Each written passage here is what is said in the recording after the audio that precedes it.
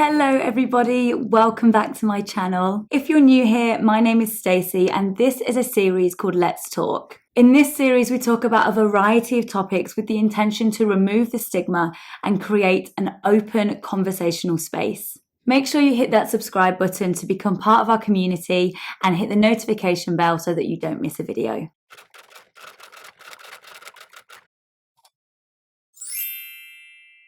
A disclaimer before we start the video, I am not a doctor or a health professional. These are just recounts of my own experiences with the intention to inform you of my process in case you go through something similar and you just wanted to have someone to talk to about it. That's me, I'm your gal. So this is part 2 of the smear test conversation. If you haven't seen part 1 yet, make sure you watch that first. I will link it just here. And once you've watched it, you can head back over here and we can continue the conversation. In that first video, I talked about what a smear test is, how they conduct it, the different outcomes for your results, and why they are so important. In this one, I'm going to tell you about my personal results and the process that I've been through, in the hopes that if you have had something similar, you might feel a bit more relaxed.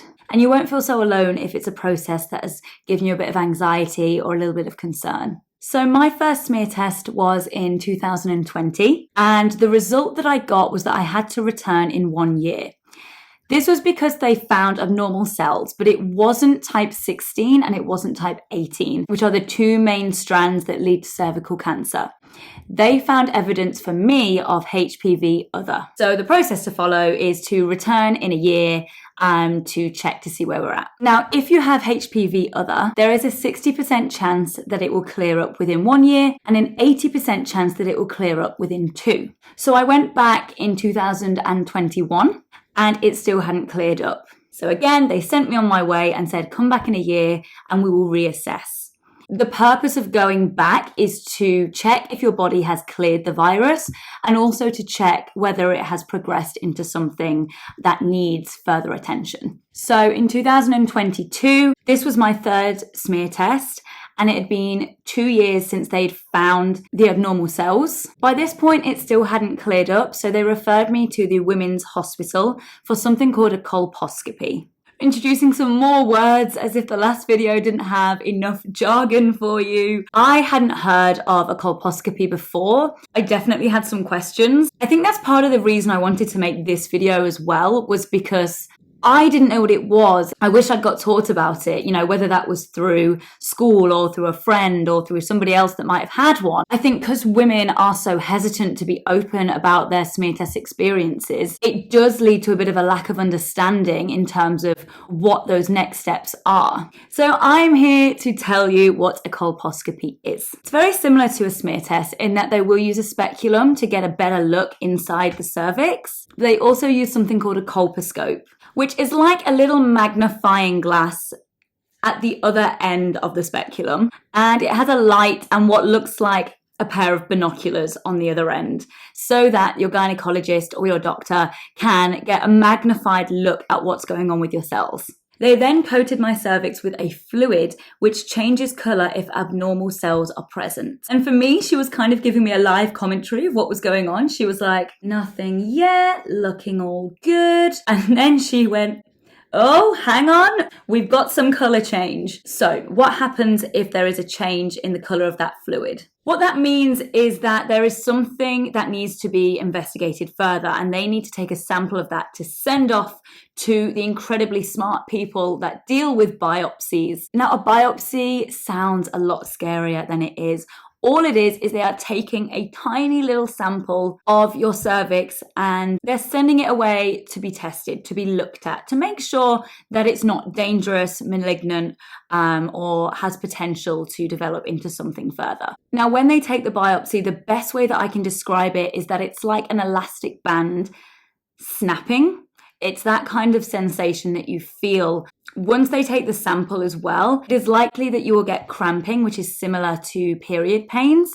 For me, it came on instantly. Again, nothing intense, nothing that I'm not used to, nothing that's unusual, but I like to be transparent in terms of what you might expect. I think the biggest piece of advice that I can give you is to just make sure you book your appointment and take the day off. Don't force yourself to go to work or to the gym or to university or whatever it is that you do in your day-to-day.